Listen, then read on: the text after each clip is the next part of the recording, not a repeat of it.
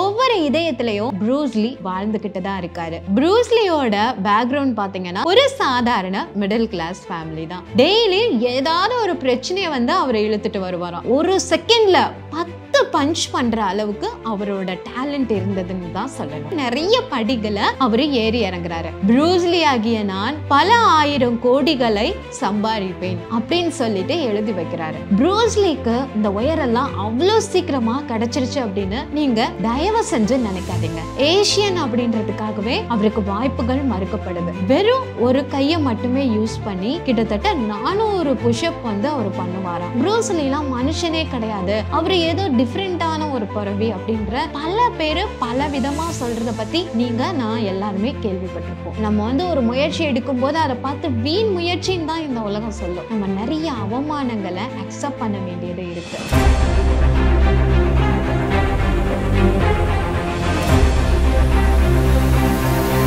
Hello friends, வணக்கம். எல்லாரும் ஹாப்பியா ஹெல்தியா இருப்பீங்க அப்படின்னு நான் நம்புறேன். உருவம் கண்டு எல்லாமே வேண்டும் அப்படிங்கறது வள்ளுவரோட ஒரு புகழ்பெற்ற வாக்கு. இப்போ பெருசா இருந்தா நிறைய சாதிப்பாங்கப்பா, குட்டியா இருந்தா கஷ்டம் அப்படின்ற தப்பு கணக்கு உங்க மைண்டுக்குள்ள இருந்தா இப்போவே எரேஸ் பண்ணிருங்க. சாதிக்கிறதுக்கு நெட்டு குட்டை ஹைட்டு வெயிட்டு கலரு கருப்பு இப்படி எந்த ஒரு ஐடென்டிட்டியும் அழகும் தேவையே கிடையாது. சாதிக்கிறதுக்கு தேவையானதெல்லாம் போராட்ட குணம், விடாமுயற்சி, தெளிவான கோல், தெளிவான இதய பார்வை, பர்னிங் டிசைர், இது இருந்தா மட்டுமே போதும். யாரு வேணாலும் சாதிக்க முடியும். அத நமக்கு பியூட்டிஃபுல்லா சொல்லி கொடுக்கறதா ப்ரூஸ்லி டெக்னிக்.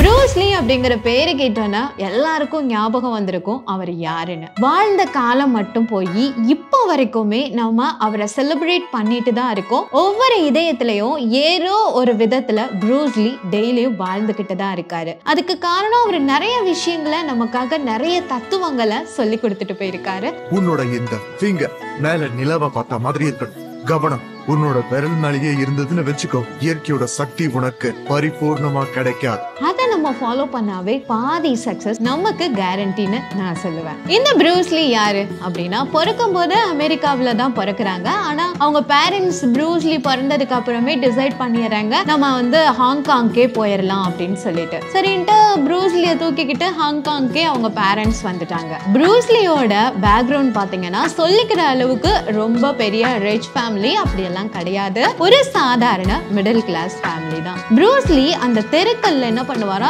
ரொம்ப ஒரு சண்டைக்கார பையனாதான் வலம் வந்துட்டு இருக்காரு. டெய்லி ஏதாவது ஒரு பிரச்சனையை வந்து அவர் இழுத்துட்டு வருவாராம். அவங்க பேரண்ட்ஸ்க்கு பாதி டைம் ப்ரூஸ்லிக்கு பஞ்சாயத்து பண்றதுலயே போயிடுமா. ஒரு கட்டத்துல அவங்களுக்குள்ள ஒரு பயம் ஆரம்பிச்சிருச்சு. நம்ம பையன் இப்படியே போனா என்ன பண்ணுவான், இப்படியே போனா அவனோட ஃபியூச்சர் வந்து ஸ்பாயில்ட் ஆயிரும், அதுக்கு வந்து நம்ம என்ன பண்றது அப்படின்னு யோசிச்சுட்டே இருக்காங்க. சோ அந்த ஒரு டைம்ல தான் ஹாங்காங்ல இருக்கும் போதுதான் ஒரு ஃபேமஸான குரு கிட்ட போயிட்டு குங்ஃபு அப்படிங்கிற ஒரு தற்காப்பு கலையை ப்ரூஸ்லி கத்துக்கிறாரு. படிப்புல அப்படின்னு கேட்டீங்கன்னா சொல்லிக்கிற அளவுக்கு ஜொலிக்கல. ஆனா குங்ஃபுல பாத்தீங்க அப்படின்னா ஒரு செகண்ட்ல 10 பஞ்ச் பண்ற அளவுக்கு அவரோட டேலண்ட் இருந்ததுன்னு தான் சொல்லணும். சரி இப்படின்னு வளர்ந்துகிட்டே இருக்காரு. ஆனா அவரு பாத்தீங்க அப்படின்னா எல்லாரு கூடயுமே ஒரு பிரச்சனையை இழுத்துட்டு வராரு. அந்த டைம்ல பேரண்ட்ஸ் அவங்க கிட்ட இருந்த கொஞ்சம் பணத்தை எல்லாம் எடுத்து ஒரு கப்பல்ல தன்னோட பையன் போய் அங்கேயாவது நல்லா வாழட்டும், பொழைச்சுக்கிறட்டும், ஏதாவது ஒரு ஃபியூச்சர் அவனுக்கு இருக்கு அப்படின்னு சொல்லிட்டு அமெரிக்காவுக்கு அனுப்பி வைக்கிறாங்க. ப்ரூஸ்லி அமெரிக்காவில வந்து இறங்குறாரு. பிறந்தப்ப அமெரிக்காவை பார்த்தது, அதுக்கப்புறம் புது மனுஷன், புது இடம், யாருமே தெரியல, புது லாங்குவேஜ். அப்போ எப்படி இருக்கும், ரொம்பவே அவரு அங்க ஸ்ட்ரகிள் பண்றாரு. போய் ஒவ்வொருத்தர்கிட்டயா எனக்கு வந்து குங்ஃபு தெரியும், நான் இது வந்து நல்லா ஃபைட் பண்ணுவேன், எனக்கு ஏதாவது ஒரு சான்ஸ் கொடுங்க அப்படின்னு சொல்லி நிறைய பேர்கிட்ட கேட்கிறாரு. நிறைய படிகளை அவரு ஏறி இறங்குறாரு. ஆனா எல்லாரும் வந்து அலட்சியமா பார்த்துட்டு அவரை வந்து ரிஜெக்ட் பண்றாங்க. சோ அவருக்கு பாத்தீங்க அப்படின்னா ரொம்பவே மனசு ஒரு பக்கம் வெறுத்து போயிருது. ஆனாலும் வாழ்க்கையில போராடி ஜெயிக்கணும் அப்படிங்கிற ஒரு போராட்ட குணத்தை மட்டும் அவர் எப்பவுமே கைவிடல. அப்போ வந்து தன்னோட டைரியில அவர் வந்து ஒரு லெட்டர் மாதிரி தனக்கு தானே எழுதி வச்சுக்கிறாரு. என்ன எழுதுறாரு அப்படின்னா, ப்ரூஸ்லி ஆகிய நான் 10 வருடத்திற்குள் உலக புகழ் பெறுவேன். ப்ரூஸ்லி ஆகிய நான் ஹாலிவுட்ல ஏசியன் சூப்பர் ஸ்டார் ஆகுவேன். ப்ரூஸ்லி ஆகிய நான் பல 1000 கோடிகளை சம்பாதிப்பேன் அப்படின்னு சொல்லிட்டு எழுதி வைக்கிறாரு. எழுதி அவருக்கு 10 வருஷம் எல்லாம் ஆகலங்க. 3 வருஷத்துல தான் என்னெல்லாம் எழுதி வச்சாரோ அதெல்லாம் சாதிச்சு காட்டுறாரு. அப்போ பாருங்க, எழுதி வச்சு அதை பிராக்டிஸ் பண்ணி அதுக்காக ஹார்ட் ஒர்க் பண்றதுல எவ்வளவு ஒரு பெனிஃபிட் இருக்கு. இப்போ என்னோட ஃப்ரெண்ட்ஸ், இப்போ நானுமே என்ன பண்ணுவேன் அப்படின்னா, டெய்லியுமே என்னோட கோல் என்ன அப்படிங்கறத ஒரு டைரியில நான் எழுதி வச்சுட்டு தான் இருக்கேன். மார்னிங் எந்திரிக்கும் போது அதை ரீட் பண்ணுவேன். நைட்டு தூங்க போறதுக்கு முன்னாடியும் அதை ரீட் பண்ணுவேன். என்னோட தூங்க போறதுக்கு முன்னாடி கடைசி ஞாபகம் என்னோட கோலை பத்தினதா தான் இருக்கும். அதே மாதிரி மார்னிங் எந்திரிக்கும் போது என்னோட ஃபர்ஸ்ட் ஞாபகம் என்னோட கோலை பத்தினதா தான் இருக்கும். இப்படி எழுதி நமக்கு நாமே ஒரு டெட்லைன் கொடுக்கும் போது சீக்கிரமா யூனிவர்ஸ் நம்ம கிட்ட அதை கொண்டு வந்து சேர்க்கும். இதுக்கு நிறைய புக்ஸை நீங்க ரீட் பண்ணிருப்பீங்க. The miracle morning, 5 AM club, the secret movie கூட நீங்க பார்த்திருப்பீங்க. அதுல பாத்தீங்க அப்படின்னா அவ்வளவு அற்புதங்கள்லாம் நடக்கும். எப்படி ஒரு சிலருக்கு மட்டும் இப்படி நடக்குது அப்படின்னு நிறைய கேள்வி உங்களுக்கு வந்தாலுமே கூட நிச்சயமா நீங்க எழுதி வச்சு பாருங்க. எழுதி வைக்கிறது மட்டும் பெருசு இல்ல. எங்கெல்லாம் அடிக்கடி நீங்க பாப்பீங்க, எந்த இடத்தெல்லாம் அடிக்கடி உங்க ஐஸ் ஃபோக்கஸ் பண்ணும், அந்த இடத்துல எல்லாம் அழகா ஃப்ரேம் பண்ணி ஒட்டி வச்சுக்கோங்க. நிறைய ஃப்ரெண்ட்ஸ் என்ன சொல்லிருப்பாங்க, என்ன எழுதி வச்சிருப்பாங்கன்னா, I will become an IAS officer போட்டு டேட், அப்புறமா ஒரு நேம் கூட உங்களுக்கு பக்கத்துல போட்டு வச்சுப்பாங்க. அப்போ எழுதி வைக்கும் போது உங்களுக்குள்ள ஒரு ஸ்பார்க் கிரியேட் ஆகுது. அப்போ நீங்க எப்பவுமே அதை மறக்கிறதுக்கு வாய்ப்பே கிடையாது. எந்த எக்ஸ்கியூஸும் சொல்லாம உங்க கோலுக்காக நீங்க உழைச்சிட்டே இருப்பீங்க. ப்ரூஸ்லிக்கு இந்த உயரெல்லாம் அவ்வளவு சீக்கிரமா கிடைச்சிருச்சு அப்படின்னு நீங்க தயவு செஞ்சு நினைக்காதீங்க. ஃபர்ஸ்ட் ஹாலிவுட்ல நடிக்கணும், எனக்கு வாய்ப்பு கொடுங்க, எனக்குள்ள நடிப்பு திறன் இருக்கு. ஏன்னா அவர் கை குழந்தையா இருக்கும் போதே குடும்பத்தோட ஏர்னிங்காக அவங்க அப்பா அம்மா அவரை தூக்கி ஒரு படத்துல நடிக்க கொடுத்திருப்பாங்க. சோ அந்த தெருக்கள்ல இருக்கிற அந்த ஸ்ட்ரீட் பிளேஸ்ல எல்லாம் அவருக்கு நடிச்ச ஒரு எக்ஸ்பீரியன்ஸ் இருக்கு. சோ எல்லா எக்ஸ்பீரியன்ஸை வச்சும் ஹாலிவுட்ல நாம ஏன் நடிக்க கூடாது அப்படின்ற ஒரு ஆசை, ஒரு பர்னிங் டிசைர் ப்ரூஸ்லிக்குள்ளேயும் அன்னைக்கு வந்திருக்கு. சோ ப்ரூஸ்லி என்ன பண்றாரு, வாய்ப்பு கேட்கிறாரு. ஆனா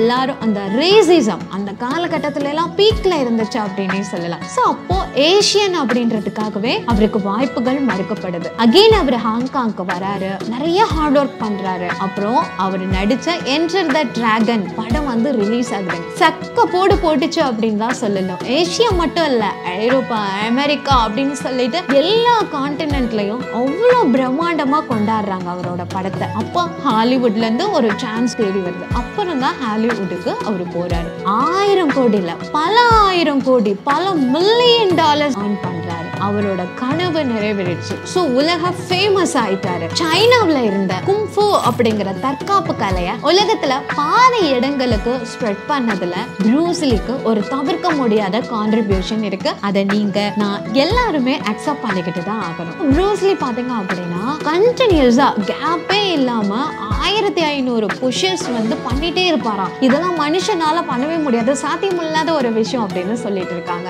வெறும் ஒரு கையை மட்டுமே யூஸ் பண்ணி கிட்டத்தட்ட 400 புஷ்அப் அவர் பண்ணுவாராம். 2 விரலை மட்டும் யூஸ் பண்ணி 200 புஷ்அப் பண்ணுவாராம். இந்த தம்ப் இருக்குல்ல, தம்பை மட்டுமே யூஸ் பண்ணி அவர் கிட்டத்தட்ட 100 புஷ்அப் பண்ணுவாராம். இது எப்படிங்க அப்படின்னு ரொம்ப எல்லாருமே ஆச்சரியமா, ப்ரூஸ்லி எல்லாம் மனுஷனே கிடையாது, அவரு ஏதோ டிஃபரெண்டான ஒரு பிறவி அப்படின்ற பல பேரு பல விதமா சொல்றத பத்தி நீங்க நான் எல்லாருமே கேள்விப்பட்டிருப்போம். சோ இதுக்கு எல்லாத்துக்குமே அவருக்குள்ள இருந்த அந்த தன்னம்பிக்கை, எது இம்பாசிபிள் அப்படின்னு இந்த உலகம் சொல்லுதோ அதை பாசிபிளா அவர் மாத்தி காட்டினாரு. அதே மாதிரி நீங்க உங்களுக்கு எதிரின்னு நீங்க யார நினைக்கிறீங்களோ அவங்க, இல்ல உங்களோட ரிலேஷன்ஸ் யாரா வேணாலும் இருக்கட்டும், நம்ம ஒரு முயற்சி எடுக்கும் போது அதை பார்த்து வீண் முயற்சின்னு தான் இந்த உலகம் சொல்லும். நம்ம அச்சீவ் பண்ணி காட்டும் போதுதான் இது விழா முயற்சி அப்படின்னு நம்மள பாராட்டும். சோ அந்த பாராட்டுக்காக நம்ம நிறைய அவமானங்களை அக்செப்ட் பண்ண வேண்டியது இருக்கு. நிராகரிக்கிற ஒவ்வொரு இடத்துலயுமே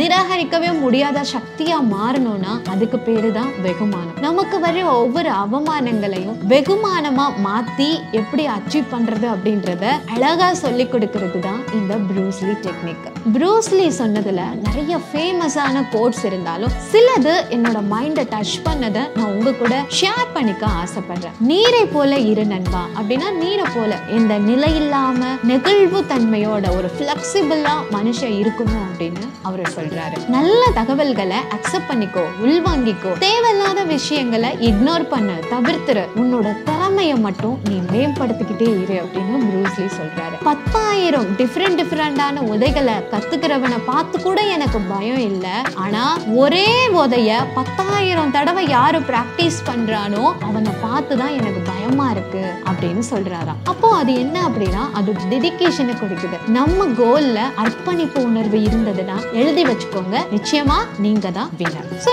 இந்த ஒரு வீடியோல நீங்க ஏதாவது ஒரு விஷயத்தை லேர்ன் பண்ணிருப்பீங்க ப்ரூஸ்லி கிட்ட இருந்து, இல்ல ப்ரூஸ்லியோட ஏதோ ஒரு வார்த்தை உங்களோட ஹார்ட்டை டச் பண்ணிருக்கோம் அப்படின்னு நான் நம்புறேன். உங்களுக்கு பிடிச்சிருந்தா கமெண்ட் பாக்ஸ்ல என்ன விஷயம் உங்களுக்கு ரொம்ப பிடிச்சிருந்தது அப்படின்றத மறக்காம கமெண்ட் பண்ணுங்க. உங்களுக்கு அப்கமிங் வீடியோல எந்த மாதிரியான கண்டென்ட் இருந்தா ரொம்ப பெட்டரா இருக்கும் அப்படின்றதையும் மறக்காம எங்களுக்கு சஜஸ்ட் பண்ணுங்க. இது வரைக்கும் நீங்க கொடுத்துட்டு இருக்க ஒவ்வொரு ஆதரவுக்கும் பெரிய பெரிய நன்றிகள். தொடர்ந்து வர வீடியோக்கு உங்களோட ஆதரவு கொடுங்க. ஏன்னா உங்க சப்போர்ட் எங்க ஸ்ட்ரென்த். இந்த வீடியோவை உங்களை மாதிரி இருக்கிற ஒவ்வொரு ஆஸ்பிரண்ட்ஸ்க்கும் ஒவ்வொரு இண்டஸ்ட்ரியல் பீப்புளுக்கும் மறக்காம ஷேர் பண்ணிருங்க. நீங்க அவங்களுக்கு செய்யற மிகப்பெரிய ஹெல்ப்பா இருக்கும். Stay curious. தேங்க்யூ.